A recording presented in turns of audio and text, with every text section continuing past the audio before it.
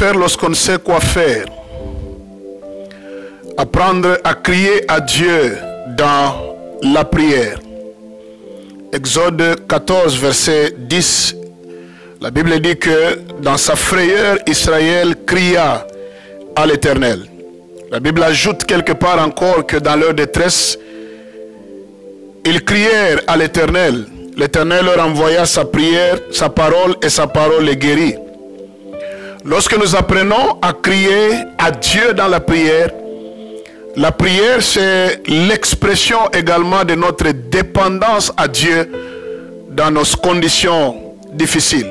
Lorsqu'on crie à Dieu pendant qu'on ne sait quoi faire, c'est qu'on est en train de lui dire indirectement que sans toi, il n'y a pas d'issue, il n'y a pas de solution pour moi. C'est l'expression de notre dépendance à Dieu dans notre situation. La prière, c'est un instrument, un outil puissant entre les mains de Dieu et entre les mains de l'Église et entre les mains du peuple du Seigneur. S'il y a une activité à ne jamais négliger, comme je le dis toujours, c'est la prière. C'est un instrument puissant, un instrument efficace qui peut engendrer des résultats au-delà de toute imagination.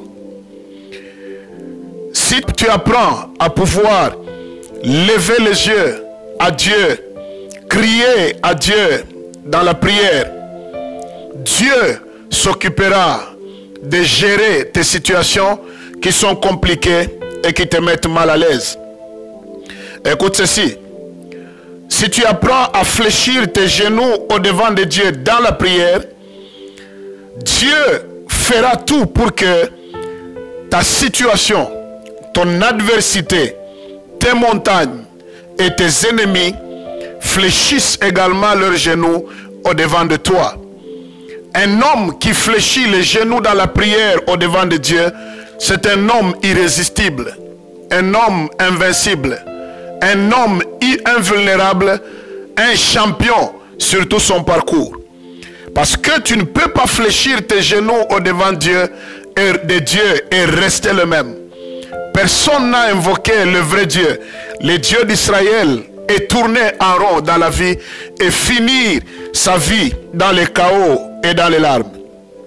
Écoute ceci, la prière a la capacité de partager toute mer rouge que toi tu rencontreras en deux. Lorsqu'ils ont crié à l'Éternel, l'Éternel a dit à Moïse, comme on l'a dit dans l'épisode qui a précédé, il leur a dit de pouvoir avancer.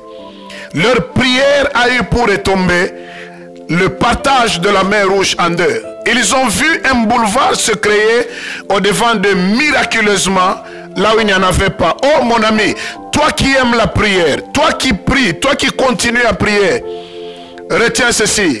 Dieu est celui qui te frayera un chemin là où il n'y en a pas. Là où tu dis qu'il n'y a rien, il n'y a pas de provision, il n'y a pas d'espoir, il n'y a pas d'issue. C'est au même endroit que Dieu produira un miracle comme réponse à ta prière. La prière attire toujours la provision divine, même au milieu du désert. Même au milieu d'un désert, si quelqu'un apprend à prier, il y a une manne qui tombera du ciel. Il y a les cailles qui peuvent tomber du ciel. Il y a le miracle de la multiplication qui va t'accompagner. Tout simplement parce que tu aimes la vie de la prière. Retiens ceci pour terminer. La prière restaure la vie. Restaure dans la vie de quelqu'un tout ce qui était mort dans ta vie et autour de toi. C'est seule la prière peut engendrer la victoire, la puissance de la restauration de tout ce qui était mort et perdu autour de toi. Que faire lorsque tu ne sais quoi faire? Crie à Dieu dans la prière. Que Dieu te bénisse abondamment.